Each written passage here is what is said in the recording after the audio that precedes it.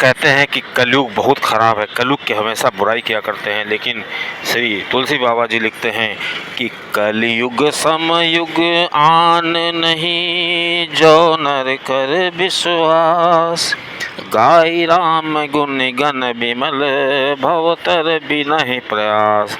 श्री तुलसी दास जी ये कहना चाहते हैं कि कलयुग एक ऐसा युग है, क्योंकि इस युग में जो नर अगर इस पर विश्वास कर ले, मतलब पहली बात तो विश्वास होना चाहिए, तो केवल वो राम का गुण गा करके, राम की जो विमल कथा है, राम का जो विमल आचरण है, उसको सुन करके, उसको अपना करके भवतर बिना प्रयास, बिना प्रयास के वो भवसागर को पार कर जाएगा। जो प्रयास त्रेता में, द्वापर में हजारों वर्ष तक तपस्या करने पर प्राप्त होता था, कलयुग में सिर्फ राम का नाम लेने से प्राप्त हो जाता है। क्योंकि कलयुग में सबसे ज़्यादा जो असर करता है, वो कलयुग का जो प्रभाव है वो लोगों के मन मस्तिष्क पर छा जाता है। और कलयुग वहाँ कभी नहीं पहुँच पाता जहाँ पर राम कथा होती है, राम का नाम होता है।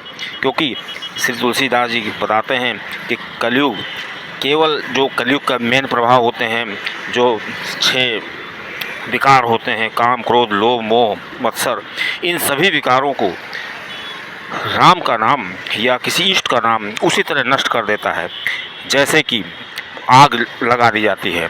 दोस्तों, मेजर टिप्स सिग्नम चैनल में आपका स्वागत है। आपको जानकारी अच्छी लगे तो वीडियो को शेयर करिए और चैनल को ज़रूर सब्सक्राइब करिए। तो कलयुग में सबसे ज़्यादा लोगों को क्या रहता है, वो भूल जाते हैं जो सत्य है कि हमें कभी मरना है। और सबसे बड़ी बात ये होती है कि वो हर काम करना चाहते हैं लेकिन मरने से बहुत डरते हैं। कोई मरना नहीं चाहता, लेकिन यह सत्य है कि उसको मरना है। इसलिए वो नाना प्रकार के लोभ में, नाना प्रकार के लाभ वाले कार्य में लगे रहते हैं। और जब लाभ ज़रूरत से ज़्यादा हो जाता है तो लाभ में ई की मात्रा लगने में देर नहीं लगती है, मनुष्य लोभी हो जाता है। और जब लोभ आता है तो तरह तरह के विकार आने लगते हैं, कामनाएं जन्म लेती हैं। इसी तरह माया का प्रभाव हो जाता है और ईर्ष्या भी होगी। जब हम कहीं किसी क्षेत्र में सफलता प्राप्त करेंगे तो हमको ईर्ष्या स्वाभाविक है, और सब कुछ होते हुए भी मत्सर आ जाता है। इस प्रकार मनुष्य जो होता है इन विकारों से घिरा रहता है। तो कलयुग में रहते हुए, क्योंकि अपना युग तो चेंज नहीं कर सकते, युग में रहना तो कलयुग में है, तो कलयुग में रह करके कैसे हम भवसागर को पार करें, इस राम की कृपा कैसे प्राप्त करें, कैसे हम विकारों से नष्ट हो सकते हैं।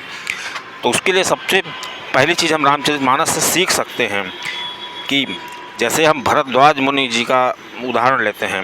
भरद्वाज मुनि का जो परिचय दिया है श्री तुलसीदास जी ने, वो बताया है, भरद्वाज मुनि बसहि प्रयागा, तिनहि राम पद अति अनुरागा। मतलब भरद्वाज जी प्रयाग में बसते हैं और उनको श्री राम जी के पदों से बहुत अनुराग है।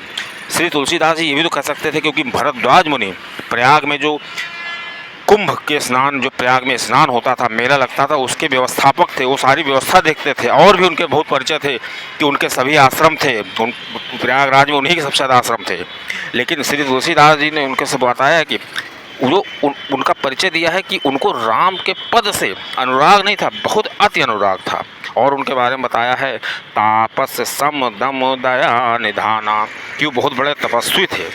सम का मतलब यहाँ पे है कि वो मन को अपने बस में रखने वाले थे, और दम का मतलब है वो इंद्रियों को अपने बस में रखते थे, जितेंद्रिय थे एक तरीके से।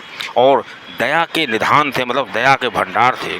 और उनका परिचय इस तरह दिया है, परमारथ पथ परम सुजाना, और वो हमेशा उस पथ पर चलते थे जो परमारथ होता, दूसरों के हित के लिए जो कार्य होते थे, उस रास्ते पर चलना पसंद करते थे। अब दोस्तों सोचिए कितना अच्छा परिचय दिया है।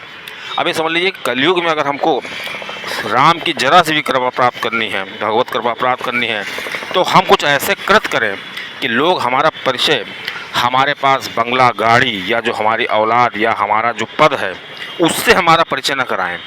जब लोग हमारा परिचय इस तरह कराने लगें कि ये बहुत बड़े भगवत भक्त हैं, इन्होंने ये किया, इन्होंने इतने सेवा के कार्य किए, इस तरह के जब वार्तालाप, इस तरह के समाज में जब चर्चाएं होने लगें, तो समझ लीजिए कि आपके असली पूंजी कमाई है। क्योंकि जिस चीज़ से, मान लो कोई बहुत बड़े ऊंचे पद पर बैठा है, तो उसका पद जो होता है वो उसका परिचय बन जाता है। अगर किसी का पुत्र आईएएस बन जाता है तो उसका परिचय हो जाता है कि उसका पुत्र देखो आईएएस है। किसी के पास बहुत सी गाड़ियाँ होती हैं, बहुत से घर होते हैं, धन होता है, तो उसका परिचय उसी से बन जाता है। और मनुष्य जो होता है इस परिचय की माया में इतना खो जाता है कि उसके अंदर अहंकार, मृत्यु दम तक अहंकार, लोभ, क्रोध, मोह सब भरा पड़ा रहता है। लेकिन मनुष्य अगर ऐसा करे कि लोग जो होते हैं मनुष्य का आईना होते हैं। अगर कोई आपका परिचय करा रहा है कि ये बहुत बड़े संत हैं, इन्होंने इतने यज्ञ किए हैं, इतनी सेवाएं की हैं, इतने प्याऊ लगवाए हैं, जब कोई इस तरह से परिचय कराएगा तब समझ लीजिए कि आप जो है बिल्कुल सही मार्ग पे, परमार्थ के मार्ग पे चलने का प्रयास कर रहे हैं। और दोस्तों, कलयुग में अगर कोई परमार्थ के मार्ग पे चलने का ज़रा प्रयास भी करता है तो उसके साथ ईश्वरीय शक्तियाँ लग जाती हैं। और वो दिन दूर नहीं होता है जब जो काम, क्रोध, लोभ, मोह रूपी जो विकार हैं उसके धीरे धीरे नष्ट होने लगते हैं। इसका मतलब ये नहीं है कि हम पूजा कर लें तो हमारे विकार नष्ट हो जाएंगे। पूजा से नहीं होगा, ये लगातार मनन करने से होगा, चिंतन करने से होगा। श्री तुलसीदास जी कहते हैं कि एक एक बूंद जब गिरती है तो जैसे पत्थर पे छेद कर देती है। वो एक इतनी ताकत होती है एक बूंद में। और वही बूंद जब सागर में मिल जाती है तो वो विलय हो जाता है उसका, वो पता नहीं चलता कहाँ चली गई। लेकिन एक बूंद जब तक विरक्त रहती है तब तक वो पत्थर में छेद करने की ताकत रखती है। दोस्तों, यही हाल है कि अगर हम राम की कृपा प्राप्त करना चाहते हैं